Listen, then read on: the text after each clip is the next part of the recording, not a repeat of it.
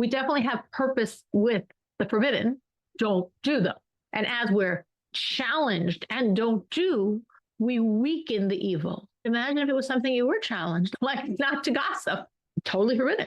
How do I serve God? By not saying those words, by not listening to those words, by not thinking those concepts. So when I'm challenged, I want to talk about it. I want to listen to it. I want to think about it. And I don't. I'm making a major impact on this evil. I'm majorly crushing the evil by not giving into it. And that's how I serve God with the forbidden. We are toward the very end of chapter 6. Last class, we finished the side note. If you're looking inside, we just have a few lines left. What are we talking about in these last lines?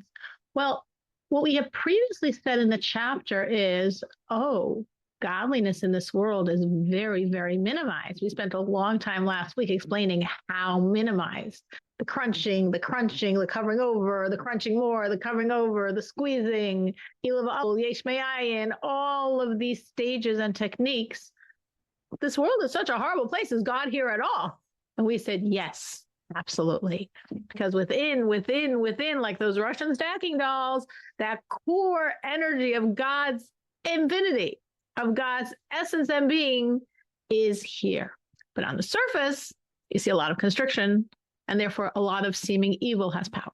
So with all that introduction, from now to the end of the chapter, we're basically going to say, so what is the evil in this world? Let's delineate it. As we've mentioned before, there's two categories in the energy that vivifies evil. There's a category we call klipos tmeos, which means impure husks, shells.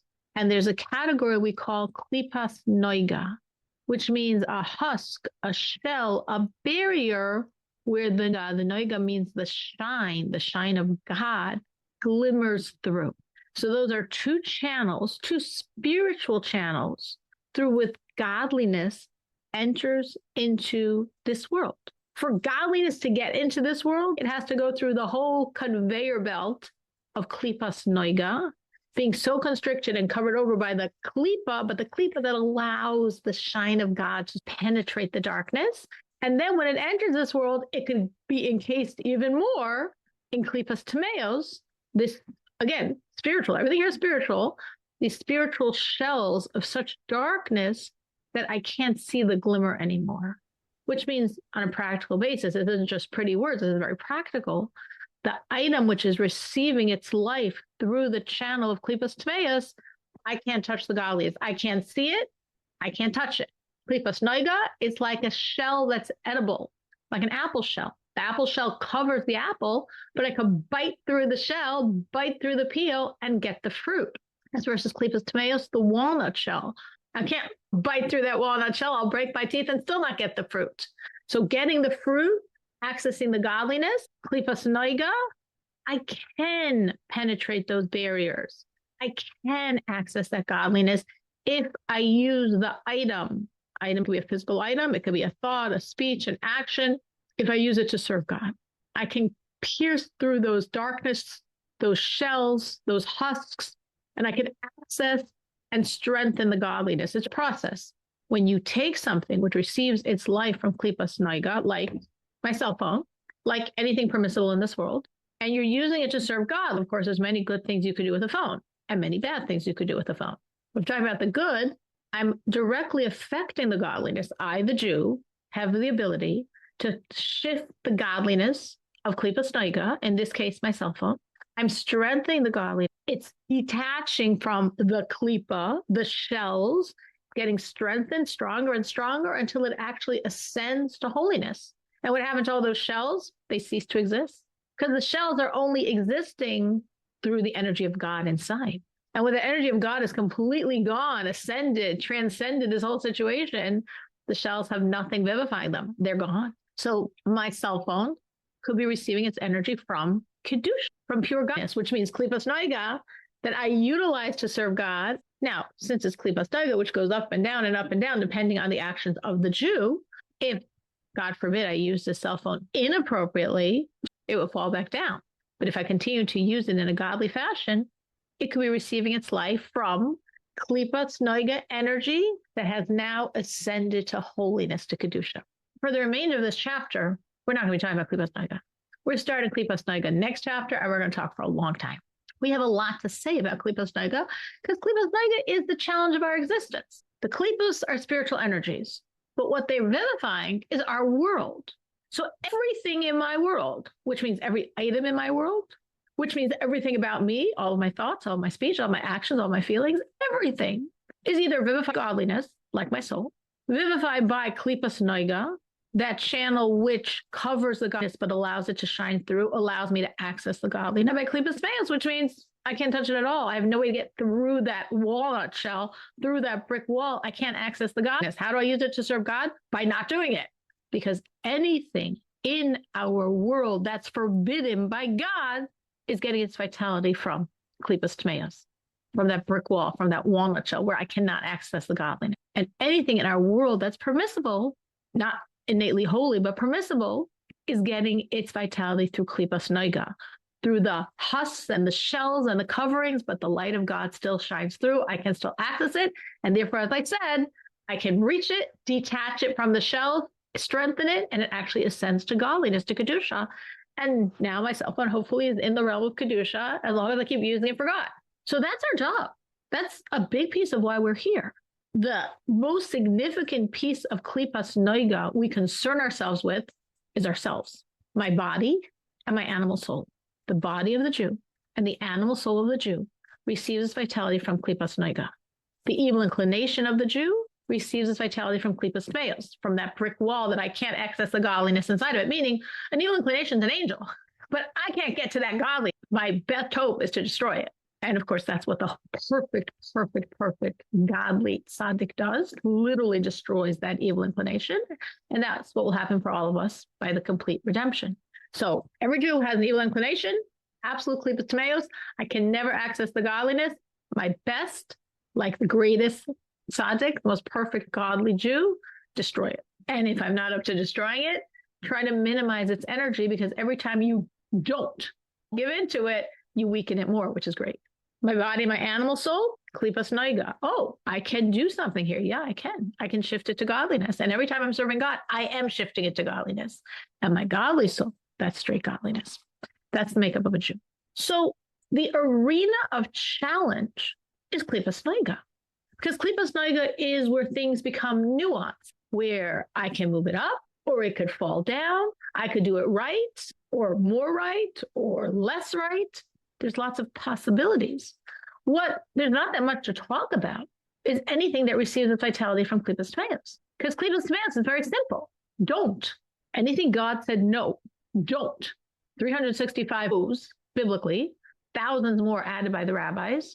Anything God said no, I have no way of giving it to God except by not doing it. Noiga is the realm of the permissible, which is the majority of our world. And in the permissible, now comes the challenge to give it to God, to do it properly, to do it with the right intention, to do it with the right feeling, to put God as the center of the existence. So that's much more nuanced. That we need to talk a lot about. If you could envision, if you're wanting to lose weight. So a lot of people like to do these intermittent fastings. What fasting means, don't eat. Don't eat is very simple. Just don't eat. The challenge is when you can eat.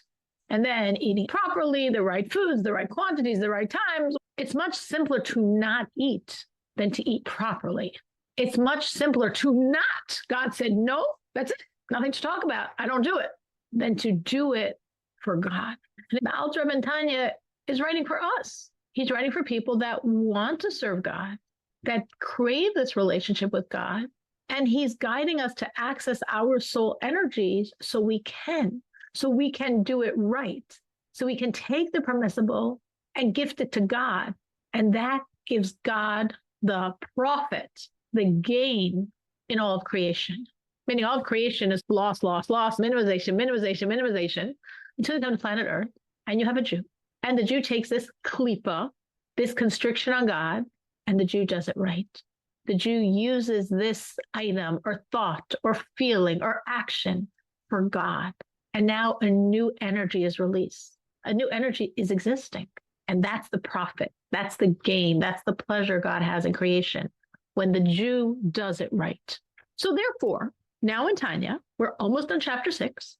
And basically what we're doing is enumerating what's klipas tmeos. As I said, we don't have much to say about it. Don't do it. It's forbidden. Starting with the next chapter, we talk quite at length about klipas tmeika, because here's where we have much to talk about. Here's really the arena of our challenge and the arena of our purpose as we take the permissible of this world and gift it to God. We definitely have purpose with the forbidden, don't do them. And as we're challenged and don't do, we weaken the evil. Imagine if it was something you were challenged, like not to gossip, totally forbidden. How do I serve God? By not saying those words, by not listening to those words, by not thinking those concepts. So when I'm challenged, I want to talk about it. I want to listen to it. I want to think about it. And I don't. I'm making a major impact on this evil. I'm majorly crushing the evil by not giving into it. And that's how I serve God with the forbidden. Let's read inside. We are right after the side note, the top line on page Yud Aleph. We said this is a world of klipa, the husks, the shells, the barriers. This is a world of concealment of God. But the Rebbe says those barriers, those klipas, are divided into two levels. That's good news, because it's not all completely dark. Klipas naika, you can get the light. They're divided into two levels. One lower than the other. Hamadrega hatachtaina, the really low level, meaning there's two levels. Now I'm going to the lower level. That's what I discussed from now to the end of the chapter. Hishalosh klipas hatmeos is a level that we call the three completely impure shells. Shalosh klipas tmeos, v'ra'os lagamri. They are completely evil. Is there God in there? Of course there's God in there. If there wasn't God in there, it wouldn't be. There's God in there. I can't access it. Like the Rebbe goes on to say, there's no God in there at all. What do you mean there's no good in there at all? I keep telling you, God's in there. But when the Rebbe says completely evil, completely impure, there's no good at all, he means not in a fashion accessible to man, not something the Jew can reach, can access, can give to God, which is the point and purpose of it all. The Nikru, now they're called the Merkavas Yechel in this vision of Yecheskel, the vision of the chariot, Ruach Sa'ara, a stormy wind, Va'anan Gadol, a great cloud, and etc. Now the rule in how we understand verses, psukim, is if we are quoting a verse and we don't say all the words, we say etc. If we say etc., it means you don't have to look at the rest of the verse. If we say and, which is only one Hebrew letter, etc., that means look at the rest of the verse. You need it. So the Rebbe just said there's two levels of klipa. The Rebbe doesn't say, but we know klipas noiga, the higher level, what we're going to start talking about in chapter 7, and the lower level, klipas tmeos, impure klipas, which the Rebbe says we call gimel klipas tmeos, three energies of this impure klipa. And now the Rebbe is explaining why it's three, quoting a verse with two phrases, because he says vi and etc. Look it up in the verse. So this is in the vision of Yecheskel, of Ezekiel the prophet. This is a painful part of the vision of the pain, horrors that the Jewish people would experience, all the evil. And describing this, the prophet says, Ruach Sa'ara, there was a stormy wind, Anan Gadol, a great cloud, and etc. If you looked it up, you would find a third phrase. We know there's got to be three because it says three klivas tmeos, the Eish Mislakach, and this fiery fire.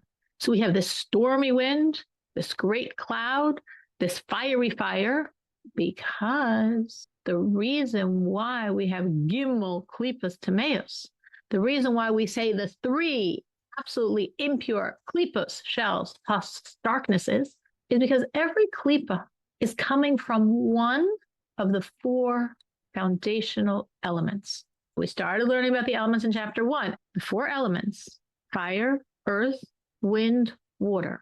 Everything in our physical world, fire, earth, wind, water, some composition. Everything in the spiritual world, fire, earth, wind, water. All the godly and all the evil. So in our godly soul, we have the fire, earth, wind, water, like the fire, the turning to God, the repentance, the tshuva, the wind, the belief. And on the animal side, we also have fire, earth, wind, water. The fire, the arrogance, the ego, the anger, the wind, the boasting, the self-glorification, the pleasure in my own voice, the water, the pleasures, the indulgences, the lusts, and the earth, It's stationary, it's not moving. The depression, the sadness, the inability to move, the laziness. Klipa also comes from fire, earth, wind, water. But wait, that's 4, fire, earth, wind, water. And we say the 3 impure klipos. And the verse from Yechezkel, from Ezekiel, had 3 phrases, not 4. The cloud, the wind, and the fire. Wind is wind, fire is fire, a cloud is water. So I'm missing the earth. What happened to earth? Fire, earth, wind, water. Where's the earth? That earth, though it creates a klipa, earth on the side of your animal soul is depression. It creates it, but it can't create the absolute evil shells of klipas tameos. Why not? Because earth, by definition, has a certain humility to it. Meaning earth is on the ground. Earth is what everyone steps on. So there's a certain natural humility to constantly being on the ground, under everything, being trodden on all day long, forever. And humility is the antithesis of evil. Like we learned in this chapter, we emphasized what's the magnet for God? Nullification.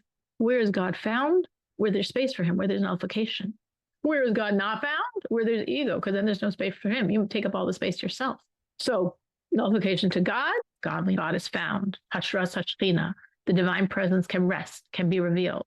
Ego, no space for God. Tonight is one of the best days of the Jewish calendar. Our sages say there are no days as good for the Jewish people as the 15th of Av and Yom Kippur. What happened then? Well, the girls would go out and dance and matches would be made. And there was a lot of humility here. There's a lot of nullification because we're told that every girl would take her beautiful dress and give it to the next one in line under her, that she should have her beautiful dress. Here you are dancing and perhaps get engaged and get married, and you're giving your nicest dress to someone else to do the same thing. A lot of humility, a lot of nullification, a lot of union. That's the side of God. That's the whole energy of the 15th of Av. If we think of all the historical events allowing the women from different tribes to marry, allowing the tribe of Benjamin to be married again among the Jewish people, breaking down the barrier, separating the northern and southern kingdom of the Jewish people. All of this is really saying there's humility, there's nullification, there's union, we're getting together, we're one. That's really the very energy now. And that's the energy of godliness. So where there's evil, there's self, there's separation, there's arrogance. And where there's godliness, there's nullification. So earth, even earth in its evil space, it can't be absolute evil. It doesn't have enough ego, so to speak, to be absolute evil. And that's why there's 3 powers of absolute impurity: fire, wind, and water, but not 4. So now we're going to get the list. What receives its vitality from absolute klipos tameos, from those shells that are not penetrable, until we have the redemption and all the shells will be gone, and the spirit of impurity, I, God, will remove from this world, and then there won't be any shells anymore. But until that point, we cannot penetrate it. The best we can do is not do it. Push it away, minimize its power by not. So what's the list? From them, the power is given to vivify 1, nefashos kol umosal, the souls of all the mankind, of all the Gentiles of the world, and the existence of their bodies. So a non-Jew, body and soul, is being vivified by klipas tameos, by a energy that I cannot penetrate it. The godliness, the light cannot shine.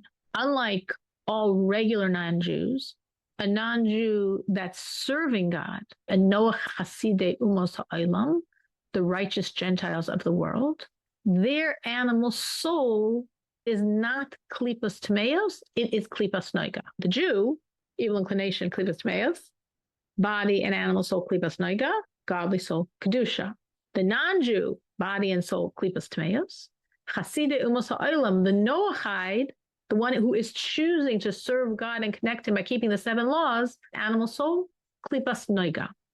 Not the same level of klipas noiga like a Jewish animal soul, lower, but still klipas noiga, which means there's the ability, there's the opportunity for God's light to shine. And of course, they're using their animal soul energy and they're serving God. But a regular Jew, body and soul, klipas tameos. Okay, what else is on our list? Next, benefit of the animal life. What do you mean forbidden? Well, God said don't eat. B'kiyum gufa. and the existence of their bodies. So the human, non-Jew, body, soul, klipas tmeos. The animals that are forbidden to be eaten, like a horse, body, soul. A horse has a soul? Yeah, the life force. Everything has soul. Soul means the God energy. If it didn't have soul, it wouldn't exist. So my cell phone has soul, otherwise it wouldn't exist. But the soul of my cell phone is far smaller than the soul of a horse, because the more life you need to have, a horse can communicate, has speech, can eat, can mate, has some type of intelligence. The more life you have, the more soul you need. So by an animal, we call it a soul. So anything forbidden to be eaten, body and soul of that animal, is klipas tmeos. I cannot directly use it to serve God. So that's now 4 items on our list. Continuing, the kiyum v'chayos kol macholos asuros me'atzameh, and the existence and vitality of all forbidden foods from vegetation. Kimo, well, what's forbidden foods from vegetation? Aren't plants always kosher? So the Rebbe says, for example, arla v'klei kerem kule, 2 categories of vegetation that is forbidden. Now you say, why would vegetation be forbidden? Sometimes there are situations change what should be its natural state. Notice here, we don't use the term soul because we don't call a vegetable having a soul, but it has kiyum v'chayos. It has existence. It has spiritual vitality. Otherwise, it wouldn't exist. So the spiritual soul, the vitality, what is vitalizing this plant generally is klipas noiga, fruit, a vegetable, a grain, lentils, seeds, beans, that all should be klipas noiga. It's all permissible, except when it's not because of certain outside factors, which is why I notice we're not saying the body of the plant, because the body is klipas noiga, but the energy of it, the soulish of it, could be klipas tmeos, like, for example, arla. What's arla? Arla is a plant that has not yet attained 3 years. For the first until 3 years of the growth, we don't use it. So is there anything innately wrong with this apple tree? No, it's fine. Once it is 3 years, eat the apples, enjoy. There's nothing wrong with them. But all the apples grown until 3 years are forbidden. And once the tree is 3 years old, can I eat those apples if I store them? No. First 3 years, anything that grows from there cannot be eaten. Arla, including today. Arla, don't eat them. But the first 3 years, plants don't give too much fruit because, again, it's coming from this negative energy. Negative energy, klipas tmeos, doesn't give. So therefore, there's not too much fruit that grows in that first 3 years. But once we pass the 3 year mark, the fruit's fine. So the body was never the problem. It was the spiritual component, in this case, the time, that made it absolutely forbidden. So what's its energy coming from? Klipas tmeos. It's a plant, and its energy, not its body, but its energy is klipas tmeos, forbidden. The other example the Rebbe gives is klei kerem.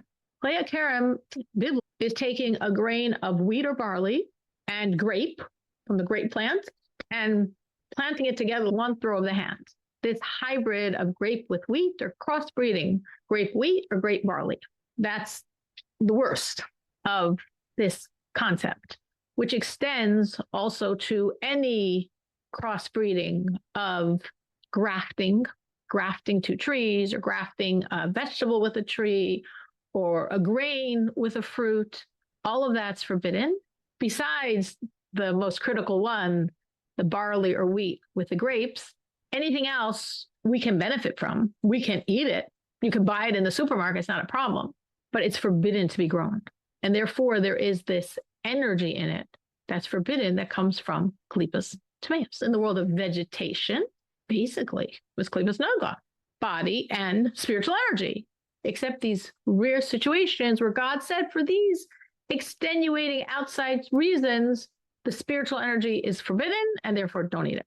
It's explained there in this Kabbalistic source. And also the existence, the vitality, and the life. Everything you do, you say, everything you think shall call anything prohibited. Anything that God said no, 365 prohibitions, and all that the rabbis extended, and all their subsidiary branches. This is written in that Kabbalistic source, Eitz Chaim, the writings of Reb Chaim Vital, conveying to us the teachings of the Arizal. So what's our list? the non-Jew body and soul, except as we said, Chassidi Umas Ha'olam, the Noachite soul is Klipas Naiga. Any animal that God said you can't eat, body and soul. The vitality of any plant forbidden, like we're saying for some other reason, which is why the body is always Klipas Naiga, but the soul could be from Klipas Tameus. Anything that you do, you say, or you think that God said no, or that the rabbi said no. The energy is Klipas Tameus, is absolute evil. Now, of course, there are levels in absolute evil. It could get worse and worse and worse. But all of it has this evil. Evil means I can't use this for God. I can't access the godliness. And you could think, well, maybe I could use this if I did this, if I did this, if I did this. But you can't, because God says no. It's coming through Klipas Tameos, and you might have the nicest intentions in the world. They're all coming from your evil inclination. You can't give this to God. The only way you can give this to God is by, and if you're tempted a lot and refrain, that's a great way of giving this to God, because you're really minimizing the energy. And if you're not tempted just a bit, but still refrain, you're still giving it to God. Less, but you're still giving it to God. Any questions, any thoughts on any of this? So Klipas Nega is, from what I've understood it in the past, it's the brighter shell, the clear shell. You could make the good out of it or not good out of it. It could be either side. You weren't mistaught. I could see why someone would say that. When they say the brighter or the clearer shell, what they mean is Noga means a shine, a light. Klipa means a shell. The shell itself is not bright. The shell is evil. When I say the term evil here, I mean the blockage to God. My cell phone's Klipas Noiga. What's evil about my cell phone? This tomato's Klipas Noiga. What's evil about a tomato? We're not talking about Saddam Hussein. We're talking about tomato. When I use the term evil, what we mean is a blockage of God. So when someone's telling you the brighter shell, what they mean is a shell, a barrier through which God's light can shine. So therefore, probably the better of the two terms they told you was the clearer shell. Clearer meaning not as coarse, not as dark, not as thick, not as heavy, whatever metaphorical words you want to use, God can shine. That's what Klipas Noiga energy is. What they then told you, which is 100% correct, that any item that receives its life force through Klipas Noiga, there's the potential of movement. Words of gossip are being energized by Klipas Tameos. I cannot shift those words. I cannot listen to them, say them, and then give that to God. I can't. I'm just get more and more entrenched in evil if I listen, say, or think them. I cannot access that energy. But a dollar bill is getting its vitality from Klipas Noiga. So what is the dollar bill innately? Klipas Noiga. Does that mean godly? No, it means not godly. Klipas Noiga is part of the other side. There's God's side, anything that's getting its vitality from godliness, and there's the other side, which includes all the Saddam Husseins and gossip and murder in the world, Klipas Tameos. And it includes all the tomatoes and apples in the world. Noiga, that's all the other side. But when it's Klipas Noiga, the other side, and this is where we come in, there's a potential for movement. So if I am engaging with an item of Klipas Noiga, or a thought of Klipas Noiga, or speech of Klipas Noiga, or actions of Klipas Noiga, or feelings of Klipas Noiga, I can give this to God and elevate it and move it to the side of holiness. Or I can mess up with it and lower it from Klipas Noiga to even worse, Klipas Tameos. Or very rarely, I can use it just for need, not for God and not for evil. And it's not a mitzvah and it's not a transgression and it's not for the sake of God and it's not for indulgence. This is a very rare situation. It's just purely for need. And then the item remains in Klipas Noiga. We say in Hebrew, Noga Hayareach, which means it's the halo that around the moon.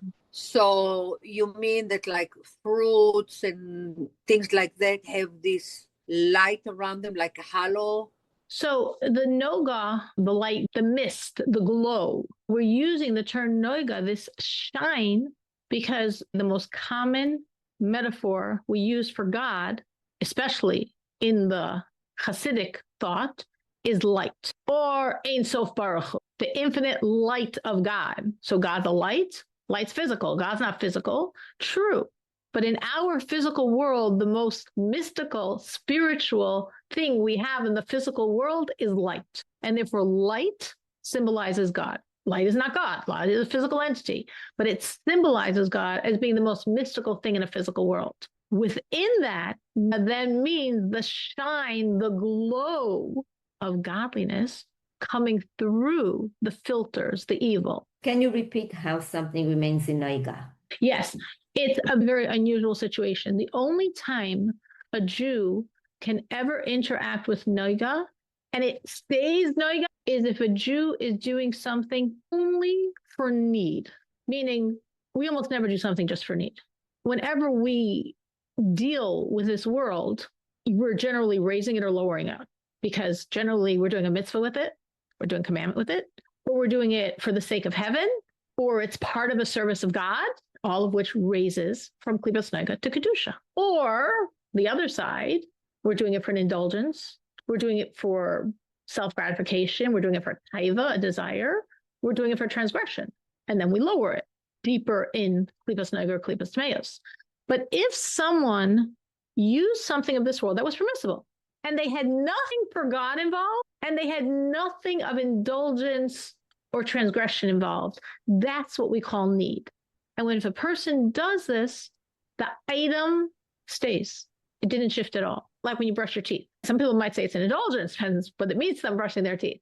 And obviously you could be brushing your teeth for God. Your life is for God, and therefore brushing your teeth is for God. But for some people, it's not like their life is for God. It's not like brushing their teeth is for God, but it's not an indulgence either. It's just because one has to brush their teeth in the morning. So that is need. Why is brushing teeth different than taking a shower? It's personal. Everyone can be different. But for many people, there's a pleasure factor in a shower. And for some people, of course, there's a pleasure factor in brushing their teeth. Once there's a pleasure factor, you left that pure state of need. And that's why I said need is very rare. Let's say somebody thirsty and he drinks water. That's the same thing. Some people drink water when they're thirsty and it's only need. Many people, because they're thirsty, when they drink water, there's pleasure. They want that water. They appreciate that water. There's pleasure in the water. I would say maybe need with water would be those people that force themselves to drink 8 glasses of water a day. Medicine. Yes, they're drinking down medicine with water. That's why we're not making bracha then. Why? Because water doesn't give you anything. But if you're thirsty and you drink water, you do make a bracha because it's giving you something. So if someone is taking the water for medicine or taking the water because they know you're supposed to drink 8 cups of water a day, they are not thirsty, they are not interested, it's not giving them any pleasure at all, but it's not for God, but it's not for pleasure. They're just chugging down that water. That would be an example of need. But ideally, what we want is that your life is about God. And therefore, if you drink 8 cups of water a day, that's also about God. Because since your life is about God, staying healthy is about God, and drinking the water is about God. And having healthy teeth, therefore, is about God, and doing your laundry is about God. It's all about God because your life is about God. And when you live that way, I wasn't thinking any godly thoughts when I drank that water or brushed my teeth. I didn't have God in mind in those moments. Well, if your life is for Him, maintaining your life is also for Him. And therefore, all of these actions do shift and do move to the realm of Kedusha because your life is for God, and therefore the actions that sustain your life are also for God. Even if you weren't conscious, you and God are one. Everything about you is for God. So these things automatically also are part of your God reality and shift to godliness.